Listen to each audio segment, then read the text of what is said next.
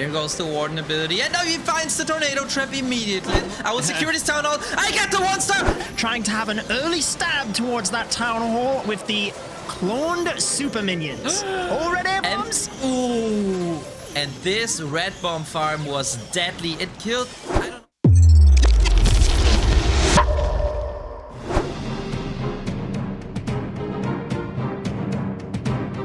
don't know. The whole plan has to be changed, and that is so hurtful for an attack, and we could really see how that will go.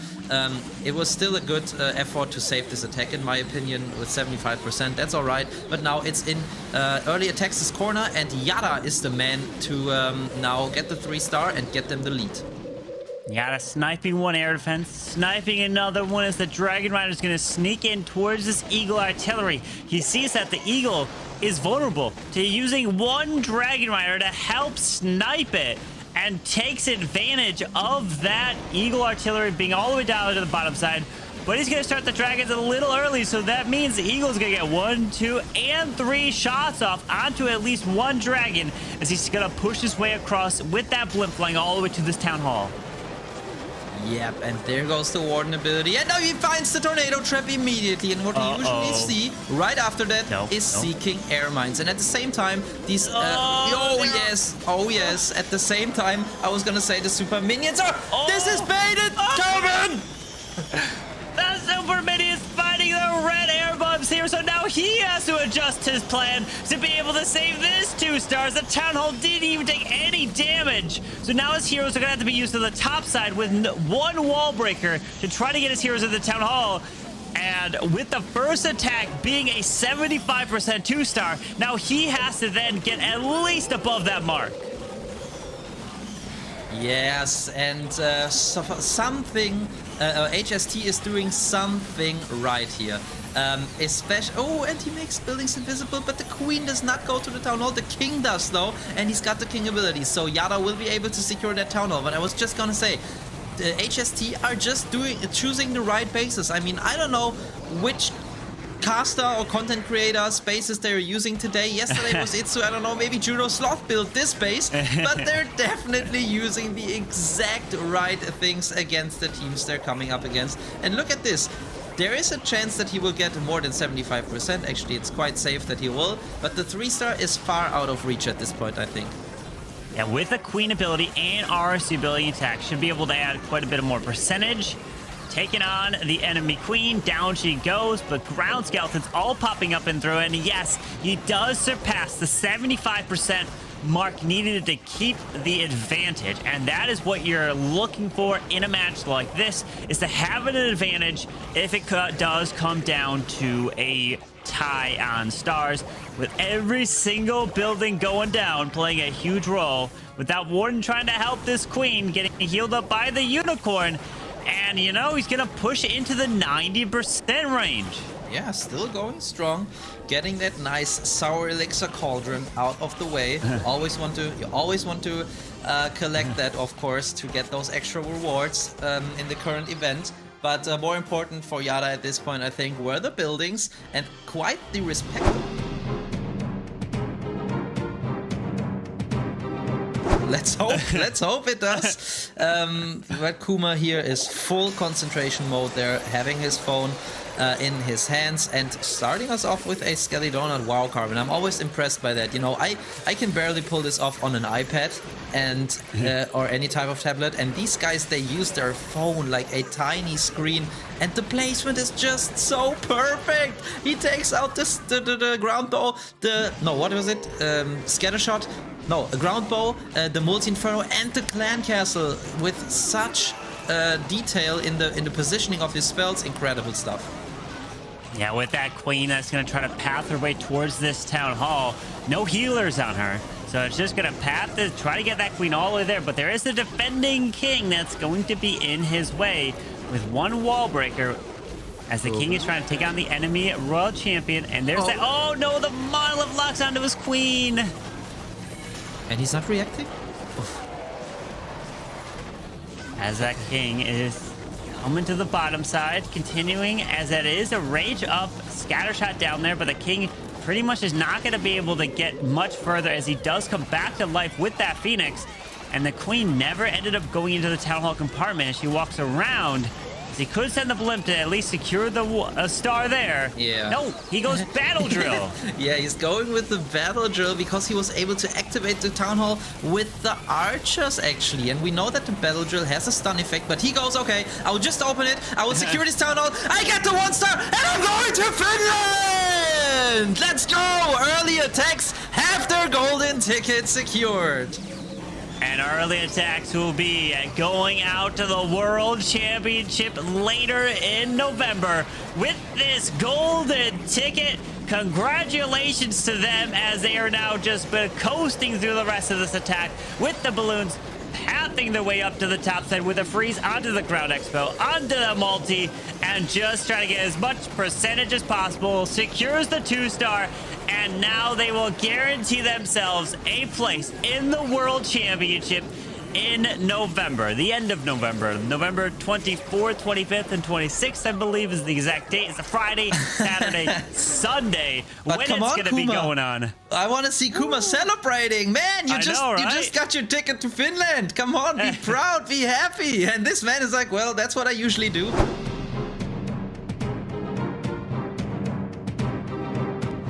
And then, yeah, it seemed like it was really just the raged up tower that took out all of those balloons. However, moving on to the next attack, Inferno Dragons. A blast from the past here from Rigatores. Yeah, and it is quite something unusual for me. Like, I haven't seen Rigatores use it. Maybe some of you in the chat can prove me wrong. Maybe it's been a go-to strategy for Rigatores recently. But for me, it seems like a new approach that maybe they, they moved out of their wizard hat, especially for this stage now. Because, I mean, at this point for Strut, this is the most important 2 matches of the year. Otherwise, they don't have a chance anymore to get to the World Championship. But yeah, let's see if this trick up Rigo's sleeve will pay off. Nice warden ability. The Blimp dodges the sweeper. But it is caught by the Tornado Trap, Juro. That is a problem. That is a huge problem because, as you can see, the Warden ability wears off. He has to use the invis now, and the minions nowhere near the town hall, trying to clone them forward a little bit, but he's still got a long way to go here. He's still got the heroes, so maybe he can react, but this is massive. They're actually moving a little bit further forward. Can he get this? I doubt it. Finally, they lock onto the town hall, but it's just too little, too late. He tries to react with a freeze spell, but at least he... Okay, we can see his disappointment down there, but at least he did not put down all of his heroes yet. With that situation now, he can actually adapt. He has to go for the 2-star, okay, but that will still maintain their lead. So he's exactly doing what he should do now, just sending the king and the queen on the outside. Maybe even funneling the king into the town hall, and then even if everything goes wrong, he can still react with the royal champion onto the town hall, and I'm sure that he will finish way over 70% 2-star with this attack. Yeah, really interesting. I thought he might have used the freeze earlier. Oh, I didn't actually see the gap in the wall down there. I thought he would have used the king at the south and then tried to use the queen from the west so that she just walked right in. But maybe he's wanting to dodge the poison as much as possible, obviously, because he's still saving onto that royal champion, like you said. Maybe he can send it in anywhere else. And he's got the skeleton spell to try and distract as well. So trying to drive up the percentage. However, Maxi, like we said in the last attack, this is exactly what VN Esporting needed. Yeah, that's right. Unfortunately, I think the Royal Champion placement was not ideal. I would have sent her from the right side, and then he could have sent his cleanup right behind there. But anyways, it's still looking good, and he's close to the 70% mark. Now Royal Champion has to take on the enemy Royal Champion. And now I think he should just use the hero abilities to collect as many percentage points as possible. There they go. And see, well over 70%. He's even getting into the 80s. And I think that was very well reacted to how bad this attack went. But also it shows that VN Esporting have a good defense on their side.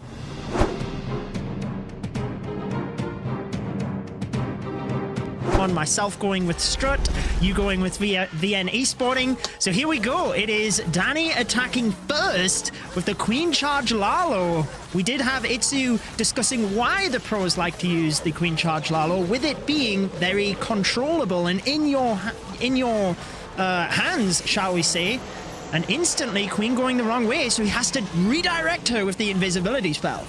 Yeah, but great job here.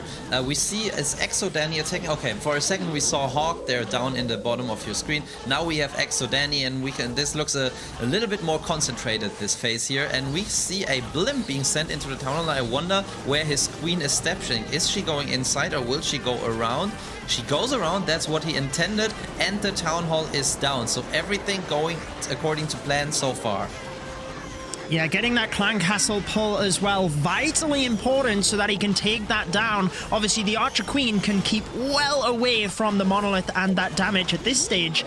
All looking well, and I always feel once you get a good start to the attack, it really takes the pressure off the player a little bit. Yeah, absolutely. This air expo is a little bit of a pain for Exodani here. It killed the unicorn off. Now it's on. It was on a healer, killed it. Now it's on the second healer. Finally, Queen steps out of range. That will give his Queen charge a little less power. But now it's all about the Lalo. With 1 minute and 20 on the clock, that is enough to get a Lalo through. These attacks do develop quickly, but everything has to go according to plan, and he has to have some of the Lava Loon troops survive. He's got 3 free spells, but that is all there is to get through these raged up defenses in the core of the base, and a Royal Champion still in the back. He's not looking too happy here. Yeah, I mean, I think he wanted his queen a little bit further to try and get at least one of those Inferno towers. You can see the wall breaker gave him access, but with time ticking, he kind of had to start the Lalo as well, so they do take huge damage, and it's really whether they have enough strength to get through the back of the base here. He's still got the queen ability though, so a decent chance of getting this. Yeah, there is definitely still a chance of getting this. It depends on a little bit. Okay, on the split of the archers. Oh no! I was just about to say some archers go to the clan castle in the core, but unfortunately those archers were all killed by the giant bomb. So this will definitely be a time fail. And now basically the question is if he can get all the buildings on the left side, which would come down to a 99% time fail. But no, we can see his disappointment in the bottom right.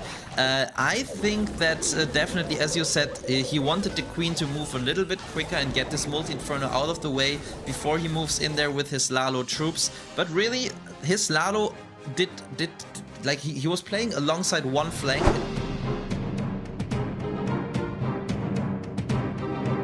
Ever since then, they have not had a single bad war. So it felt like maybe they have just found their form again. But Judo, the first attack in a golden ticket match is starting now. Rami, their top attacker, leading the charge for TPM Esports. Let's see if he can get an opening 3-star for them. Couple of balloons inside that Warden ability, and the Battle Blimp trying to have an early stab towards that town hall with the cloned super minions. All red air bombs. And this red bomb farm was deadly. It killed, I don't know, 3 or 4 super minions, but maybe he can still pull it around. He's doing great with the invisibilities, and they're targeting the town hall. That is the most important building. Of course, I think he wanted more, probably this multi-inferno and maybe even the monolith, but having this town hall down was probably his biggest worry. So that's very nice to have. And the warden staying alive and helping out a bit also comes in handy, but there's probably more left than he would have hoped for in this situation. So let's see how he can react to this now. Exactly, and he only has 1 wall break, so he has to use that incredibly wisely, or hope that the Royal Champion can be well protected in that center of the base where that monolith remains standing. Using the Super Barbarians on the outside to obviously funnel his heroes in. There goes the Royal Champion whilst the Explodes are tanked, but we're just about ready for that Rage Tower to pop, and this is now huge damage with the monolith being frozen, but he's got no more spells, Maxi.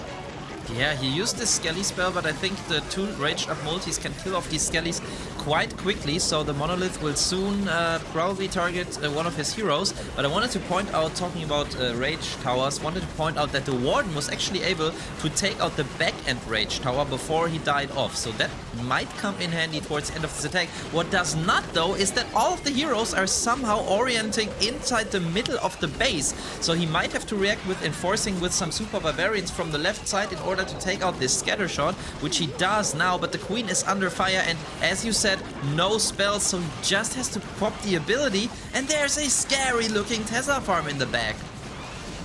Yeah, I was wondering what he was going to do with the rest of these troops, particularly that Ice Golem, but I feel like he just used it to pop off those outside defenses with the Super Barbarians and this back-end area with the Tesla and the multi-target Inferno, sorry. Not to mention there's probably a skeleton trap there is just going to be too deadly. Yeah, that's right. We can see him using a sneaky, also it's not a sneaky archer, but it was sneaky of him to use an archer there on the right side to take out this builder hut, gaining an extra building and thus an extra percent. There's another archer at the bottom working at this gold storage. Let's see, that's very exciting now. Maybe within 10 seconds it can get it, and he thinks no, so he just stops the attack, which is clever in my opinion,